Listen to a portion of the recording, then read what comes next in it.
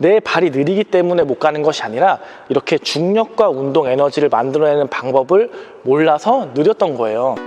안녕하세요, 유니콕입니다. 자, 오늘 영상만큼은 정말 많은 분들께서 보시기를 바라는 그런 영상이에요. 그동안 여러분들이 보셨던 수많은 스텝에 관련된 영상들 중에서도 정말 손에 꼽을 만큼 도움이 되는 영상을 한번 준비해 봤습니다. 오늘 영상을 통해서 여러분들은 어떻게 하면 선수들은 그렇게 빨리 움직이는지, 동호인분들은 어떻게 하면 빨리 뛸 수 있을지 과학적인 원리와 함께 제가 설명드리도록 하겠습니다. 여러분들이 만약에 이 영상을 이해하시고 연습을 통해서 습득하시게 된다면 정말 여러분들 스텝 자체가 획기적으로 빨라질 거라고 저는 장담을 합니다. 만약에 평소에 경기하는데 발이 느려서 고민이라고 하신다면 이 영상을 통해서 제가 해결해 드리도록 하겠습니다.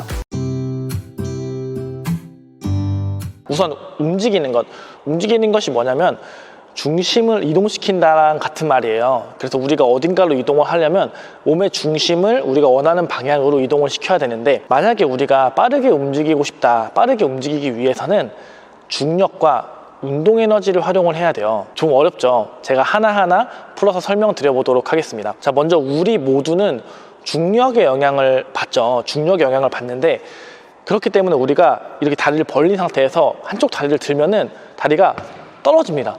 이렇게 떨어지죠. 중력에 의해서 다시 다리가 떨어지는데, 이때 이 다리가 떨어지는 속도를 더 빠르게 떨어뜨리게 하려면 어떻게 해야 될까요? 자, 이렇게 떨어지는 걸 빨리 떨어지게 하려면 몸의 중심 그리고 다리의 기울기의 각도를 조절하는 거예요. 다리가 이렇게 많이 벌어질수록 몸의 중심에서 기울기의 각도가 더 커지죠. 이때 다리를 들면은 더 빠르게 떨어지게 됩니다.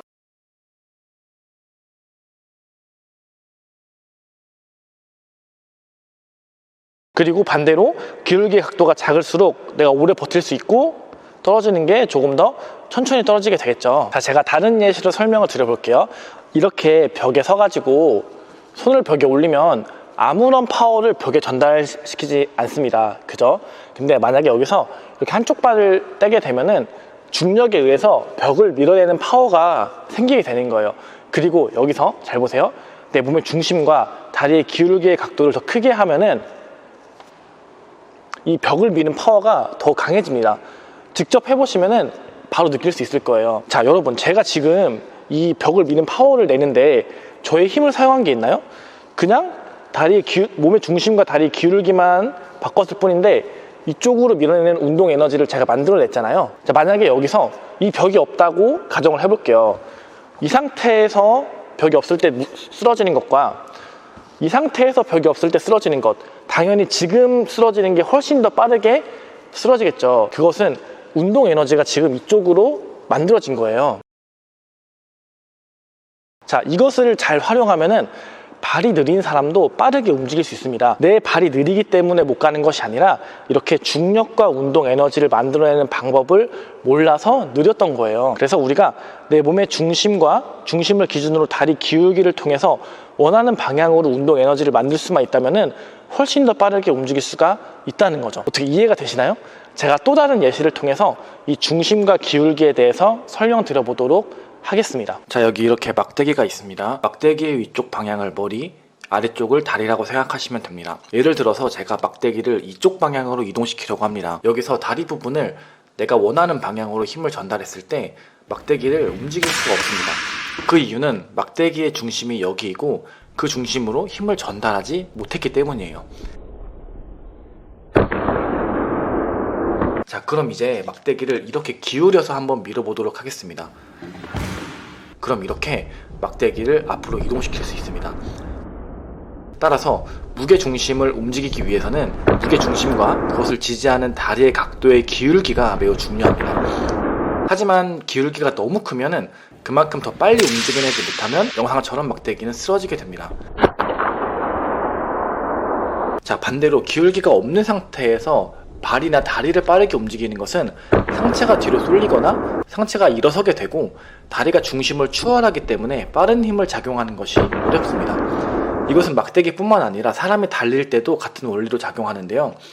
땅을 박차고 뛰는 거지만 중심과 기울기에 따라서 우리가 낼 수 있는 속도의 차이가 있습니다.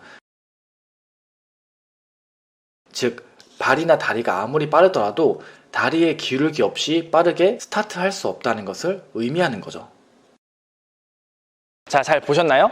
이 막대기의 원리는 우리 신체에도 동일하게 적용됩니다. 지금부터 이 원리를 이용해서 다리가 느리신 분들도 빠르게 움직일 수 있는 비밀을 알려드릴게요. 자, 우리가 지면을 차고 나갈 때 몸의 중심이 높으면 내가 원하는 방향으로 중심 이동을 하기 위해서 에너지를 사용해야 돼요. 운동 에너지를 사용해야 됩니다. 그렇기 때문에 스타트가 조금 느려져요. 하지만 다리와 몸의 중심을 이렇게 기울인 상태에서 지면을 차고 나간다면은 막대기의 중심을 밀고 나간 것처럼 중력을 이용해서 내 몸의 중심을 그대로 밀고 나갈 수가 있어지는 거죠. 자, 이제 몸의 중심과 다리의 기울기를 통해 내가 가고자 하는 방향으로 운동 에너지를 만드는 원리에 대해서는 어느 정도 이해가 됐을 거라고 생각을 하고 이것을 한번 이 코트에서 적용해 보도록 하겠습니다. 자, 내가 여기서 이렇게 중간에 준비를 하고 있는데 이 오른쪽으로 이동을 하고 싶다고 가정을 해볼게요. 이때 오른쪽으로 움직이는데 첫 번째 움직임이 오른발을 움직이게 된다면은 제가 처음에 설명했던 기울기를 효과적으로 사용하지 못해요. 오른발을 떼는 순간 내 몸의 무게중심이 왼발로 이동이 되고 그 다음 다시 오른발로 돌아오기 때문에 어느 정도 딜레이가 생깁니다. 그래서 제가 최대한 이 오른발을 빨리 땅에 떨어뜨리려고 해도 이 정도 속도가 전부거든요. 발을 이렇게 내리꽂지 않는 한 빨리 떨어뜨릴 수 있는 방법이 없는데 만약에 첫 번째 움직임으로 오른발이 아니라 왼발을 반대쪽으로 뻗으면 어떻게 될까요?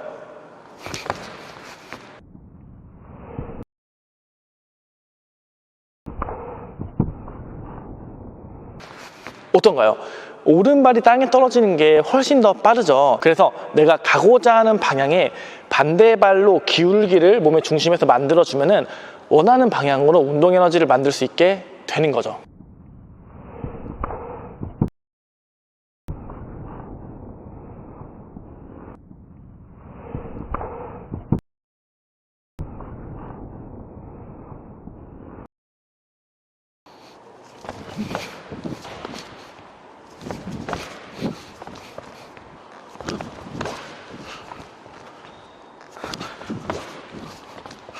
그렇다면은 옆이 아니라 앞이나 뒤로 오는 공은 어떨까요? 이 모든 것이 다 똑같이 적용이 됩니다.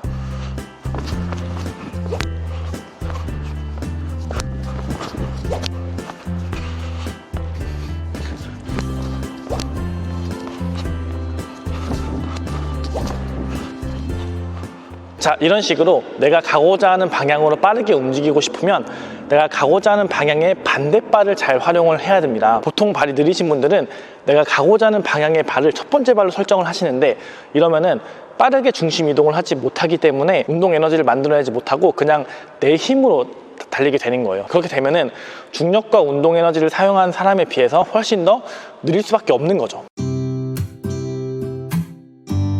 자, 우리가 이제 중력과 운동 에너지 그리고 반대발의 기울기에 대해서 이야기를 했죠. 그리고 이것을 활용할 수 있도록 만들어주는 기술이 바로 스플릿 스텝 그리고 바수추라는 발기술입니다. 여러분 모두 스플릿 스텝에 대해서는 다들 알고 계시거나 아니면 한 번쯤은 들어보셨을 것 같아요. 상대방이 치는 타이밍에 맞춰서 살짝 점프를 하면서 이런 동작 만드는 것이 이게 스플릿 스텝입니다. 그리고 이렇게 스플릿 스텝을 하게 되면은 다리의 기울기 그리고 반대발의 원리 그것과 함께 작용 반작용의 법칙 등 내가 있는 위치에서 가장 빠르게 탈출할 수 있다는 많은 장점을 가지고 있어요. 스플릿 스텝은.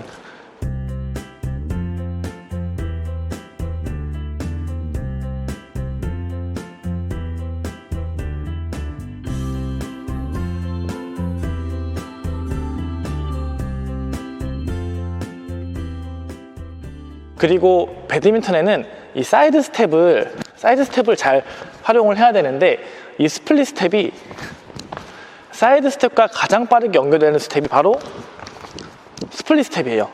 그래서 이렇게 장점만 들으면 스플릿 스텝이 완벽해 보일 수 있어요. 근데 사실은 스플릿 스텝은 정말 치명적인 단점이 있습니다. 바로 역동작에 약하다는 거예요. 자, 예를 들어서 내가 스플릿 스텝을 이렇게 했어요. 이렇게 스플릿 스텝을 했을 때 이 양옆으로 나가는 것은 매우 빠르고 편하지만 이 앞으로 나가는 것이 매우 제한돼요. 그래서 만약에 내가 이쪽으로 올 거라고 예측해가지고 스플릿 스텝을 이렇게 예측해서 스플릿 스텝을 했어요. 이렇게 했을 때 공이 일로 오면은 바로 나갈 수가 있어지지만 스플릿 스텝을 이렇게 했는데 갑자기 공이 여기로 와버렸네? 이럴 경우 역동작이 발생된다는 거죠. 그래서 스플릿 스텝 같은 경우는 내가 가고자 하는 정방향으로 공이 왔을 때는 굉장히 빠르고 편하고 좋지만 내가 가고자 하는 내가 스플릿 스텝 한 것에 역방향으로 왔을 때 내가 가고자 하는 반대쪽으로 왔을 때 역방향으로 왔을 때는 스플릿 스텝은 조금 한계가 있는 그런 스텝이에요. 그래서 사실 배드민턴의 경우는 순간적으로 앞에 올 수도 있고 뒤에 올 수도 있고 옆에 올 수도 있고 어디로 올지 모르기 때문에 모든 방향으로 뛰어야 되는데 이 스플릿 스텝의 범위는 매우 한정되어 있는 거죠. 그래서 우리가 스플릿 스텝을 배워도 공을 못 치는 이유는 스플릿 스텝이 완벽하지 않기 때문입니다. 그리고 이 한계를 극복하도록 도와주는 것이 바로 바수추예요. 이 바수추 같은 경우는 제가 공부를 하다가 한 일본 유튜버의 영상을 보면서 알게 된 개념인데 저는 이 바수추를 배우기 위해서 이 개념을 정확히 배우기 위해서 일본까지 직접 가서 그분을 뵙고 배우고 왔어요. 이 바수추 동작을 익히게 된다면은 순간적으로 360도 어떤 방향으로도 빠르게 움직일 수 있게 됩니다. 그러니까 이 말은 즉슨 스플릿 스텝의 한계를 어느 정도 극복할 수가 있다는 거죠. 바수추는 어떤 동작이냐 보여드릴게요.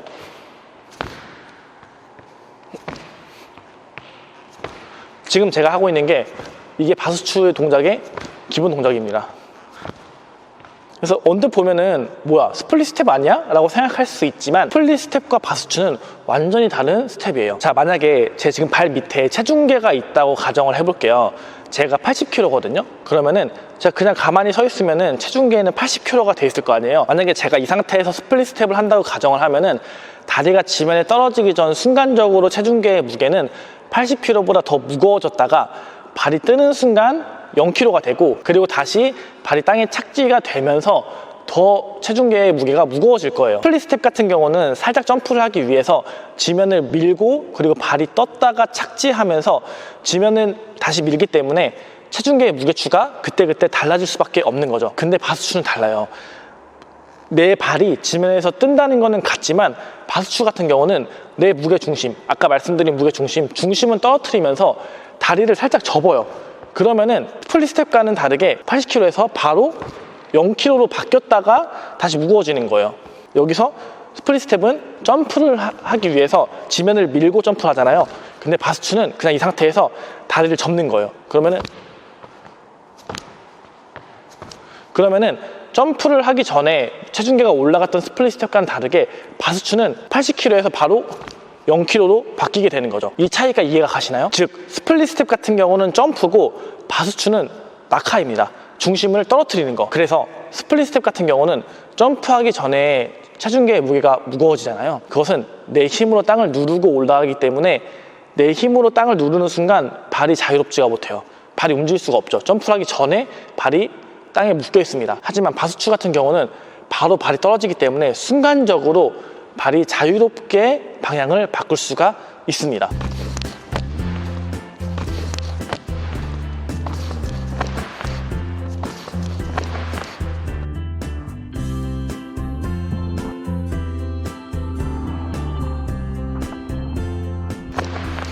이것이 무엇을 의미하냐? 바수추라는 이 동작을 잘 할 수 있으면 처음에 설명했던 중력과 운동 에너지 그리고 이 반대발과 기울기의 원리를 100% 활용할 수 있게 된다는 거예요. 자, 이해가 가시나요? 이해가 되신 분들은 여기까지만 보셔도 와, 나도 이제 빨라질 수 있겠다 혹은 빨리 가서 연습해보고 싶다 이런 생각이 드실 거예요. 근데 만약에 아직 이해가 되지 않으셨다면 괜찮아요. 제가 이해하기 쉽게 또 다른 예시를 보여드리도록 하겠습니다. 자, 여기 보시면은 여기 셔틀콕이 이렇게 있잖아요. 제가 세 가지 동작으로 이 셔틀콕을 잡아 볼 거예요. 첫 번째는 그냥 서 있다가 잡는 거, 두 번째는 스플릿 스텝을 하고 나서 잡는 거, 세 번째는 바수추로 잡는 거. 이 세 가지 방법 중에서 어떤 것이 가장 빠른지 한번 보여드리도록 할게요.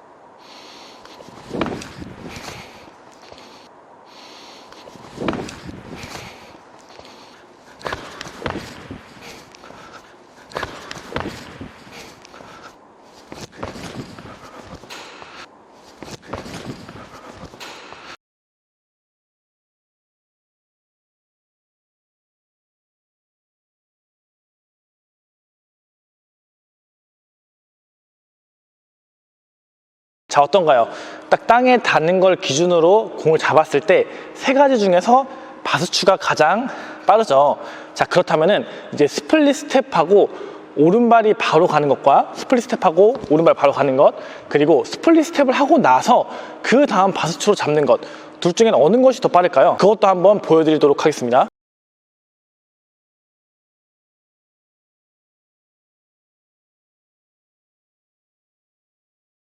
자, 보셨나요? 이렇게 스플릿 스텝 후에 바스추를 활용하는 것이 그냥 스플릿 스텝 하고서 앞으로 가는 것보다 빠르게 공에 접근할 수 있다는 것을 보여드렸습니다. 여러분, 앞에 떨어지는 드롭을 받기 어려우세요? 아니면은 갑자기 클리어가 오는데 공이 밀리시나요? 드롭이 올 때 혹은 클리어가 올 때 몸의 기울기, 반대발을 잘 활용하고 있는지를 확인해 보셔야 돼요.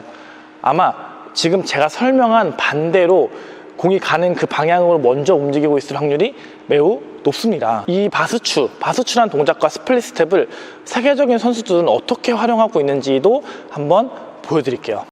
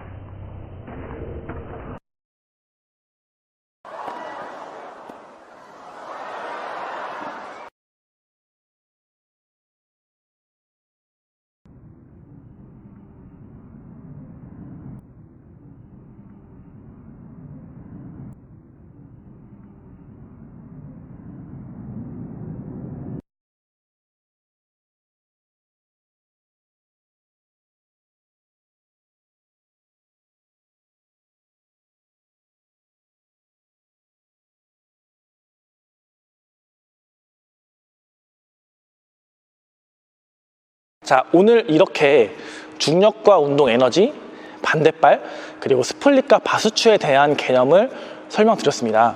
여기까지 영상을 보신 분들은 코트에서 빨리 뛰는 방법에 대한 힌트를 분명히 얻으셨을 거예요. 만약 오늘 제가 설명한 이 개념을 모르고서 그냥 연습하는 사람과 오늘 제가 설명한 이 개념을 숙지하고 연습한 사람, 어떤 사람이 더 빠르게 성장할까요? 알고 배우는 것과 모르고 배우는 것은 완전히 차원이 달라요. 그리고 그 개념과 이론을 바탕으로 충분한 연습이 꼭 필요하겠죠. 근데 우선 이런 개념과 이론을 익히는 것이 매우 어렵고, 그리고 연습을 하려고 해도 무엇을 어떻게 연습해야 되는지 몰라서 헤매시는 분들이 굉장히 많을 거예요. 근데 문제는 이런 것을 유튜브나 다른 영상으로 소개하려고 해도 개념과 이론, 그리고 연습을 이렇게 하나의 영상으로 모두 담는 것이 매우 어렵다는 거예요. 지금 이 영상만 해도 편집해 봐야 되겠지만 아마 짧지는 않을 것 같아요. 자, 그러면 어떻게 하지? 라는 생각이 드실 건데, 그런 분들을 위해서 제가 온라인 클래스를 론칭을 한 거예요. 제 온라인 클래스에는 여러분들이 알아야 할 개념과 이론 파트가 있고, 그리고 그것을 혼자서 연습할 수 있는 트레이닝 파트로 나눠진 강의 영상들이 있어요. 그리고 매월 제가 온라인 클래스 수강생분들과 함께 라이브 세미나를 통해서 저와 소통할 수 있는 그런 기회도 만들고 있거든요. 이미 많은 분들이 제 강의를 수강하시고 효과를 보고 있다는 후기를 계속 달아주고 계십니다. 만약에 오늘 영상을 보시면서 무언가 느끼는 것이 있다, 정말 끌어오른다, 나도 한번 도전해보고 싶다, 이런 느낌을 느끼신다면은 이 영상 아래 고정 댓글에 보면은 링크가 있습니다. 그 링크를 타고 들어가시면은 영상 하나가 있어요.